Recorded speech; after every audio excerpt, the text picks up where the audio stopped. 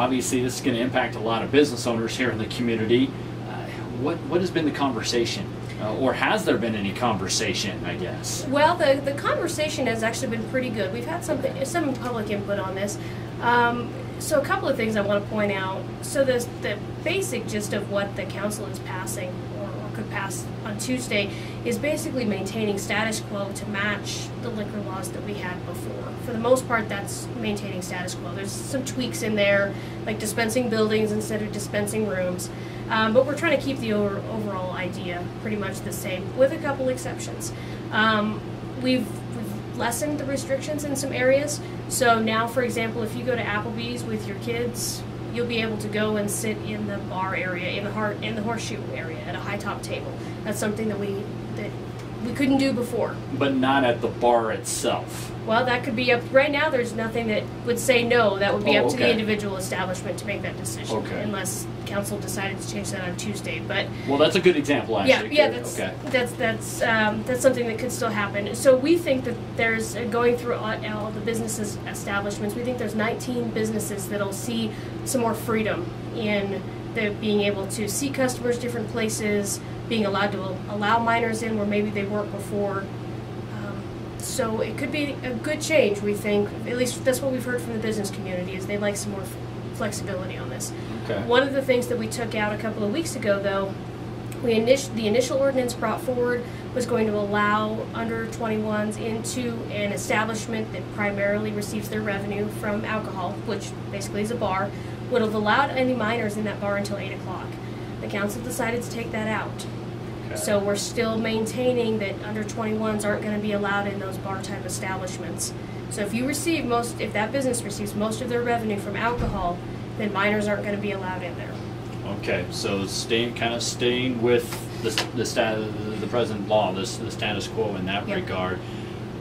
You mentioned the good feedback. Do you feel like you guys have responded to the business owners in terms of that flexibility? You feel like that's been a positive conversation for the most part? I certainly hope so. I know we haven't made everybody happy. I know there's some businesses that asked for, basically no regulation on this type of stuff.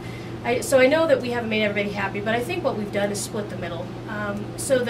We had liquor laws that were kind of over to one side, and then the state took all of it out, which pushed it all the way over to the other side, and I'm hoping that the city of Laramie's come back to the middle somewhere and tried to regulate alcohol, which is required by the state, in the best way possible.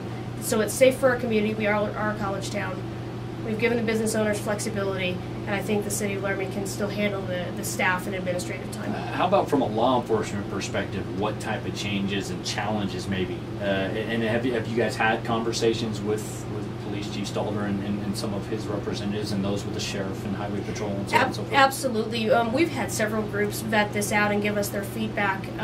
Chief Stalder has been involved in all the conversations. Chief Stamp from UW, Sheriff O'Malley have all been at the table, because that was one of our primary concerns, is we didn't want to make any changes that would that would raise those significant law enforcement problems. We had that discussion in regards to changing how late people could stay open. Should we not have a closing time for alcohol sales? Should we just let it go 24 hours a day?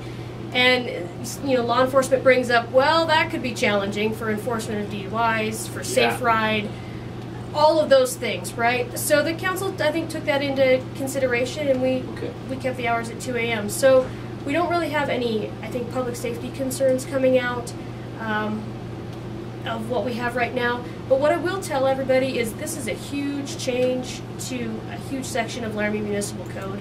And although I hope that we've done a very good job on this, I'm not going to say that we've got it perfect right now, 100%. So we do have a clause in there.